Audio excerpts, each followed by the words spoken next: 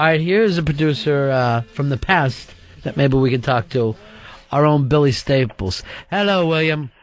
Good day, Ron. How are you? What do you say? I feeling for you. I feel your pain today, Ronnie. You know, you're stranded out there on this island all by yourself. And then you get this drunken moron coming in with this story. Look, I've been known to cast a lie or two in my past about drinking. Right. You know, once or twice. And there are so many holes in this story. It is pathetic. All right, what would you say as a member in good standing with the program, if this young man walked in now, what would you say to him? First off, to say is you got to be honest with yourself. Right. You know, you got to walk in and say, look, you know, you can't spin. You know, everybody there has heard this story before. Right. Or something similar. Sure. Dave was fucked up.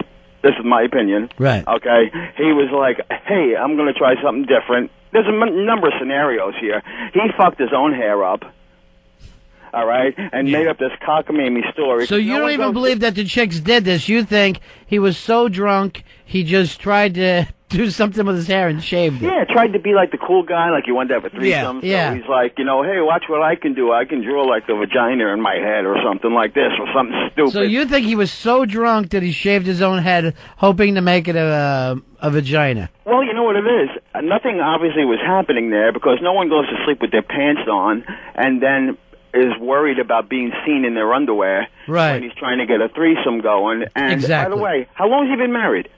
I've been married for about 3 or 4 months. Okay, whatever happened to the honeymoon period? You know, you're so in love with your wife and you're already ready to bang another chick? No, well, to me, that's where, during the honeymoon period is where you got to break it in and get that going. And I would literally say honeymoon night. But that's me. I'm a little different. I like to push a certain barrier. You go to the different drummer there, Ronnie. Yeah, I know I do. Everyone can pull that off, and obviously Dave has to pull it off. Billy, I mean, this is coming from a person who said he tripped up subway stairs. Yes, Dave. In a bogus lawsuit. I didn't lie about it. You were totally lying. Hold on. Let's. Now we've got even other producers from our past checking in. Hello, Albert. Hey, I guess my first question The is... fabulous Al Dukes. Oh, God. Here comes the emotion. I wonder how Billy affords XM. That's my first question. I don't, Al. Oh. Any other stupid questions? Good one. You work in radio, and you don't know how you can hear the show without getting XM? Well, I'm a XM subscriber, so I don't. Are most of the people at CBS XM subscribers? Al? Would you go on record as saying that? I would say since we're O&A related, that it's oh God, hearing that voice is killing me. All right, Al. What did you want to add today? Just about Nico's last show. That on my last show I got 2 fractured ribs. And he's getting to... Yeah, I know. This kid has done a hell of a job for us. The show's just about frayed apart. There's no Watley again, which if we started to put together a how many days have you missed list about this, it's Joe Montana in the early 90s. Yeah, it's at least 2 seasons. Yeah. Al, not for nothing, but, you know, if you're trying to get a boxing match, I would not set and foot in a ring if I was you, okay? You've left the outdoor ring with broken ribs, one after in 8 rounds, yes. How else do you want to go out of a ring? I don't know what, do you want to be helicoptered out? No, I just wanted to go out playing some songs that I liked.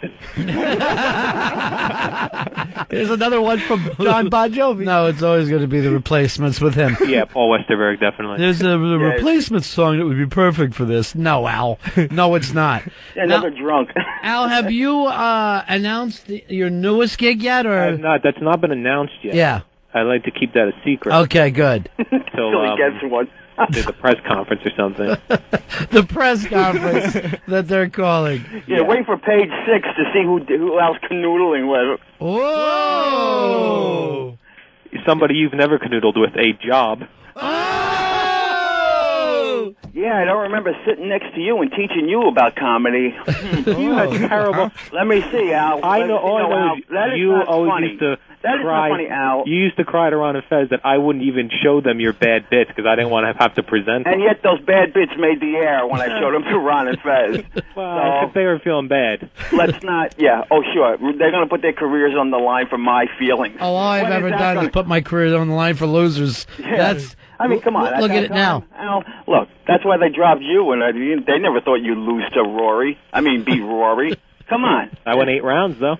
Yeah, 8 scary rounds. I was sweating my ass off. I'm like, he's not going to count the lights. Okay, Al.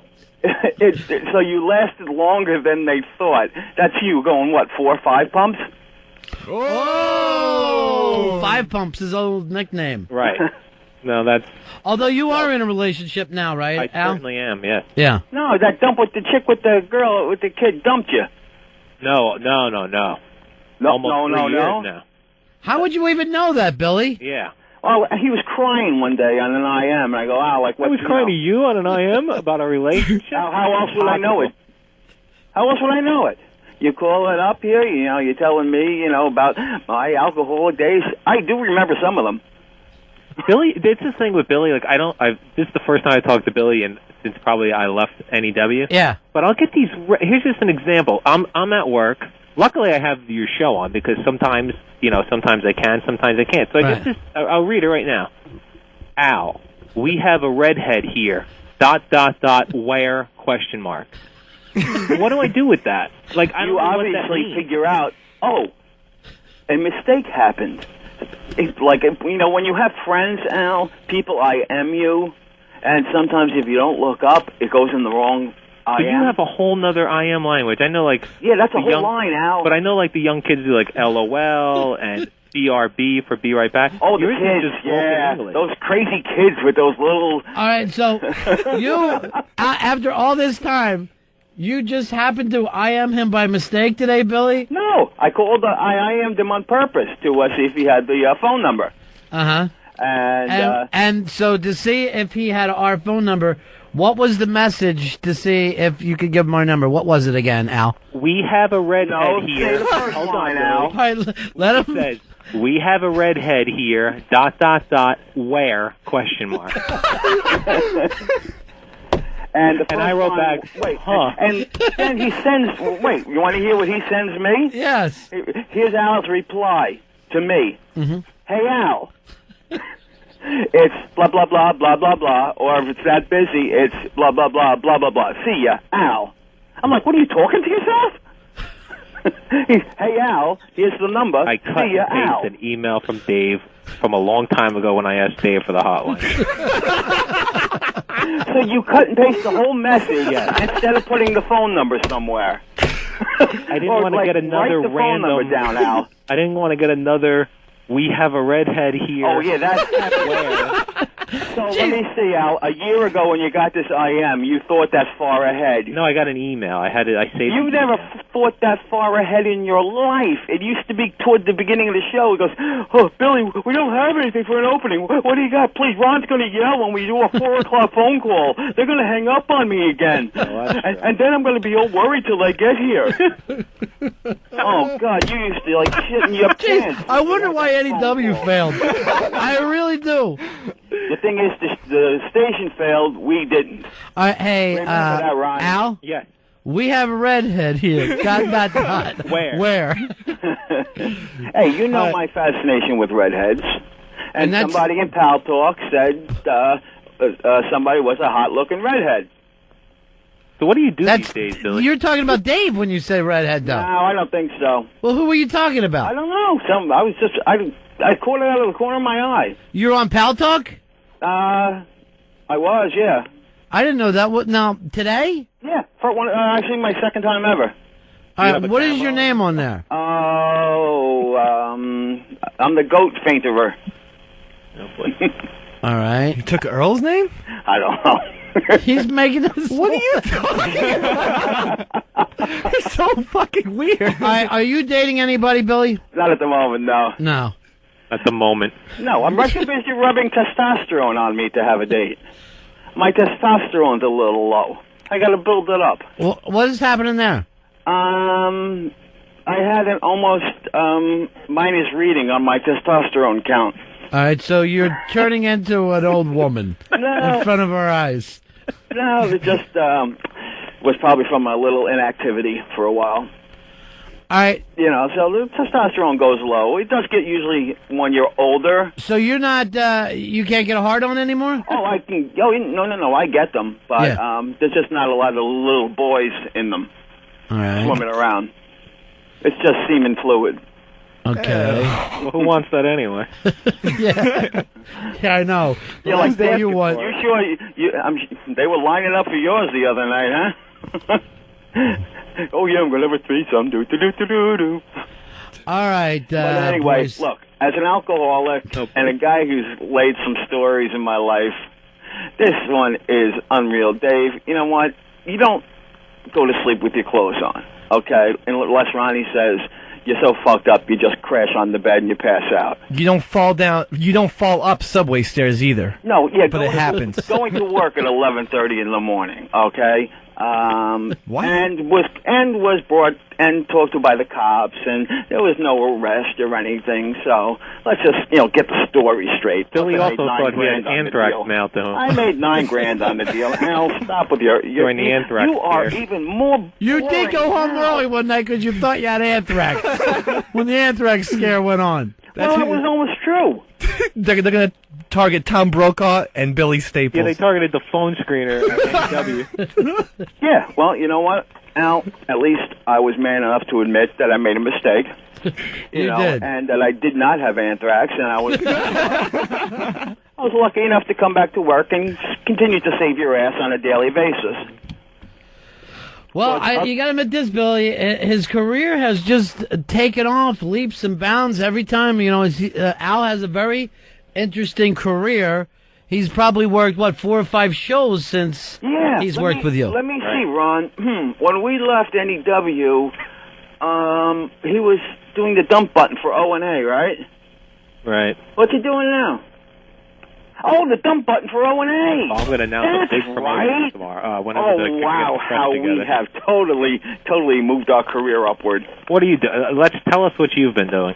Actually, Al, I'm not able to do anything right now physically. Why? So if you want to make fun of the disabled, go right ahead. Now, but Billy, you did have that big job with Incubus. I did. That was when I was out in Los Angeles. He was in a big video for Incubus where he played some kind of animal. I was a hyena. Talk shows on mute, yeah. Yeah, talk shows on mute. I was the hyena. I had the lead.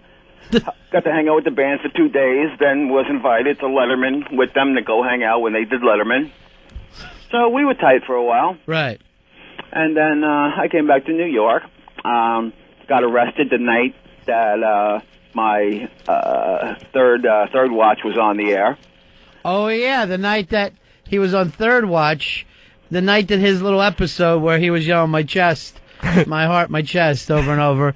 That was the night you were arrested? Yeah, and I'm sitting there being walked through the studio, and I look up in the television, and there I am. I mean, through the police station. And I look up in the TV, and there I am on TV. I'm like going, oh shit! Please Sadness don't or euphoria. That is the Long Island way. It's like the best of worlds, the worst of times. Yes, it's like thank God the cop never saw that. I just imagine the abuse. Right. You put up with enough abuse as you're being a prisoner. And then now you did a little time, right? Yeah. How much time did you have to do?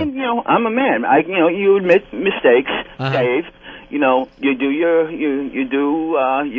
the truth. You don't come up with some cockamamie story. Well, you got to admit in the beginning, I did. Years and years ago. Never lied to you, Ron. No. No. One man does not lie to another man in certain circumstances under certain conditions, as you well know. Right. So, but Dave, you really do need some help with the lying and the stories, and next time you fuck up, give me a call. Tell me the truth. Everything you know about him, Billy, and everything you know about the program, is Dave an alcoholic? Well, let's see. First off, I heard him say he made a pledge to not drink during the week, so he's already making plans to cut down on his drinking, which is a sign of a problem. Well, it wasn't necessarily a pledge. It was just You said that you would make sure you didn't drink during the week. It was my own plan. I said I didn't. I never said I will never. Okay, but the fact that you even have to think about it means that there's a problem, is what he's saying. Yeah. The fact that you have to say... No person who does not have a drinking problem or is an alcoholic